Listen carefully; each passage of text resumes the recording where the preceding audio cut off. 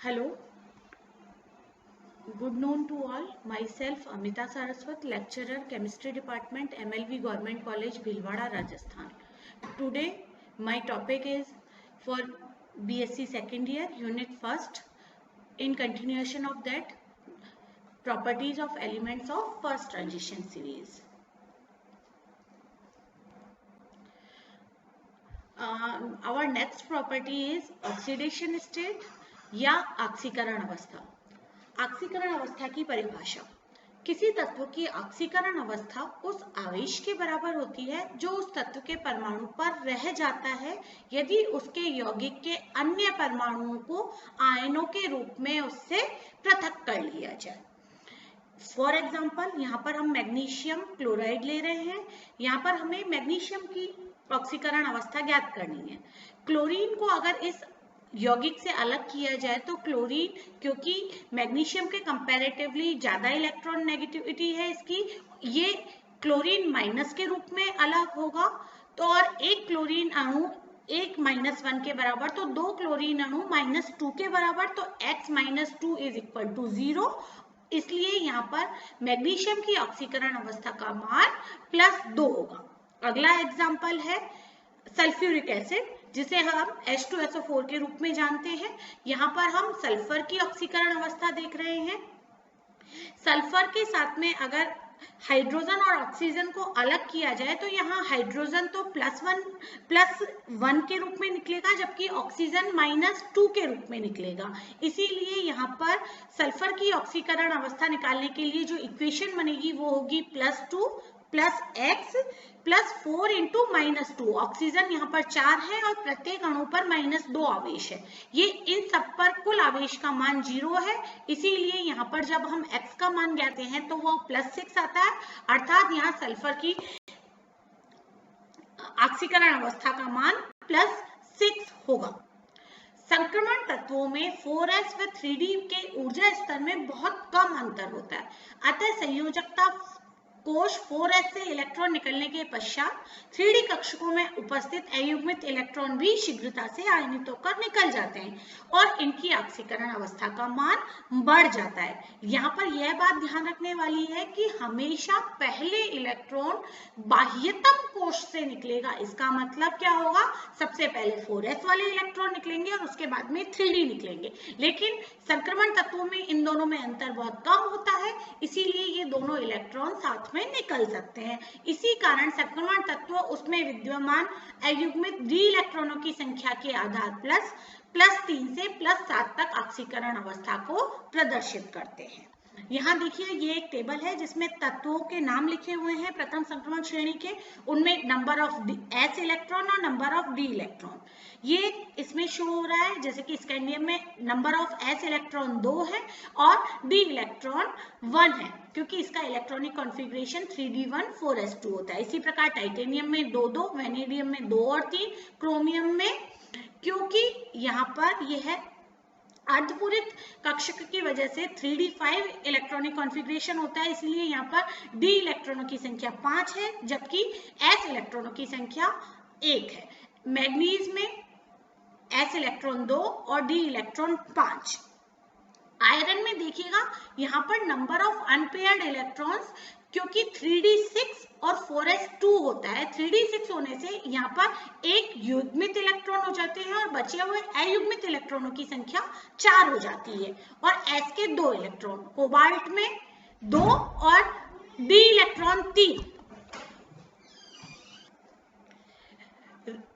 निकल में number of s electron 2 और 3d8 होने की वजह से यहाँ पर 3 तो युग्मित इलेक्ट्रॉन, मतलब टोटल नंबर ऑफ युग्मित इलेक्ट्रॉन 6 होंगे और अयुग्मित इलेक्ट्रॉनों की संख्या 2 होगी. कॉपर में 1 और अयुग्मित d इलेक्ट्रॉनों की संख्या 0 और जिंक में भी 0. तो ऑक्सीकरण अवस्था, जब तक नंबर ऑफ अयुग्मित इलेक्ट्रॉन बढ़ते हैं तब तक ऑक्सीकरण अवस्था का भी मान बढ़ता है. आयरन के बाद में क्योंकि इलेक्ट्रॉनों का युग्मन शुरू हो जाता है, इसलिए यहाँ पर ऑक्सीकरण अवस्थाएं भी घटती चली जाती हैं. स्कैंडियम और जिंक ऐसे यौगिक हैं जो केवल एक ही ऑक्सीकरण अवस्था का प्रदर्शन करते हैं. स्कैंडियम +3 और जिंक +2. इसके अलावा टाइटेनियम +4 तक, वेनेडियम +5 तक, क्रोमियम +6 तक। मैग्नीज एक ऐसा यौगिक है जो सबसे अधिक ऑक्सीकरण अवस्था +7 का प्रदर्शित करता है। आयरन में ये +6, कोबाल्ट में +5, निकल में +4, कॉपर में दोनों ऑक्सीकरण अवस्थाएं पाई जाती हैं +1 और +2, और जिंक केवल एक ही ऑक्सीकरण अवस्था का प्रदर्शन करता है जो कि है +2। किस धातु की कौन सी ऑक्सीकरण अवस्था अस्तित्व में आती है, ये धातु लिगेंड की रेडॉक्स अभिक्रियाओं पर निर्भर करता है।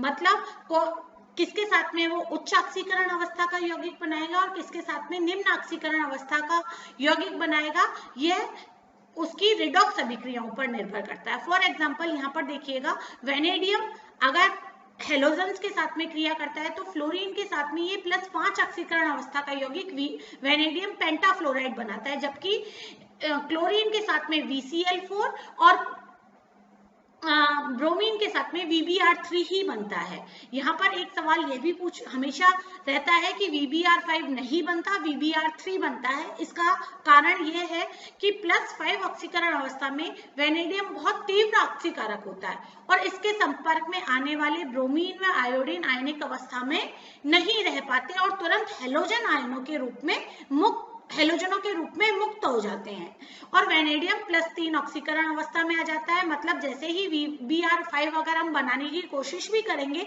तो VBr5 स्टेबल यौगिक नहीं होगा, वो VBr3 और ब्रोमीन के अंदर टूट जाएगा। इसी तरह ऑक्सीजन, जिसकी भी विद्युत ऋणात्मकता का मान काफी उच्च होता है, वह भी छोटे आकार के कारण उच्च ऑक्सीकरण अवस्था वाली यौगिक बनाता है, जैसे कि वेनेडियम के साथ में वेंडेट आयन VO4 3-, जिसमें वेनेडियम की ऑक्सीकरण अवस्था का मान +5 होता है। क्रोमियम की ऑक्सीकरण अवस्था CrO4 2- क्रोमेट आयन के नाम से जाना जाता है, जिसमें +4, और बहुत ही सामान्य सा यौगिक है मैग्नेट आयन MnO4-, जिसमें कि ऑक्सीजन की इसकी मैग्नीज की ऑक्सीकरण अवस्था का मान +7 होता है।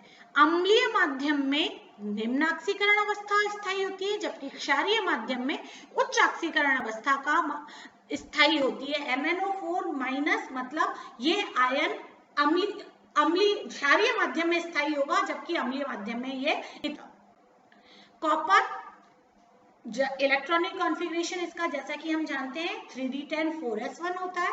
कॉपर +1 3d10 जो कि मोस्ट स्टेबल होना चाहिए, लेकिन कॉपर +1 के अलावा +2 ऑक्सीकरण अवस्था का भी प्रदर्शन करता है और कॉपर +2 जो कि हम कॉपर सल्फेट के रूप में देखते हैं, बहुत कॉमन यौगिक है और आराम से पाया जाता है, नीला तोता के नाम से भी जाना जाता है।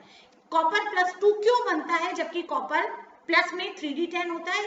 इसका रीजन ये है कि कॉपर +2 की उच्च जलयोजन ऊर्जा के कारण इसका स्थायित्व कॉपर +1 से ज्यादा हो जाता है, इसीलिए कॉपर +2 जलयोजित अवस्था में अधिक स्थायी होता है।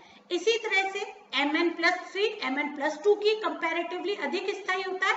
इसकी वजह यह है कि Mn+3 जब बनता है तो इलेक्ट्रॉनिक कॉन्फ़िगरेशन होता है 3d4, जबकि Mn+2 जब बनता है तो इलेक्ट्रॉनिक कॉन्फ़िगरेशन 3d5 होता है, जो कि हाफ फील्ड है, और हम जानते हैं कि अर्धपूरित कक्षक अधिक स्थायी होते हैं। इसी तरह से कभी कभी शून्य ऑक्सीकरण अवस्था के भी यौगिक बनते हैं, जैसे कि FeCO5। और एक आखिरी बात, ऑक्सीकरण अवस्था बढ़ने के साथ यौगिक के सहसंयोजक गुणों में वृद्धि होती जाती है। मतलब अगर हम MnO की बात करें, जहां पर मैग्नीज की ऑक्सीकरण अवस्था का मान +2 है, तो यह एक प्योरली आयनिक यौगिक होता है। लेकिन जैसे जैसे MnO2 जहां पर ऑक्सीकरण अवस्था का मान +4 होता है, यह उभयधर्मी यौगिक होता है। जबकि MnO3 जहां मैग्नीज की ऑक्सीकरण अवस्था का मान +6 है, यह सहसंयोजक हो जाता है। यहाँ पर हम वैसे भी फायन रूल से भी इस नियम को समझा जा सकते हैं कि जैसे जैसे धनायन पर आवेश का मान बढ़ता जाता है, उसकी ध्रुवित करने की क्षमता बढ़ती जाती है और उसमें सहसंयोजक गुणों में वृद्धि होती जाती है। तो ये सब ऑक्सीकरण अवस्था के कंक्लूजन है। Thank you.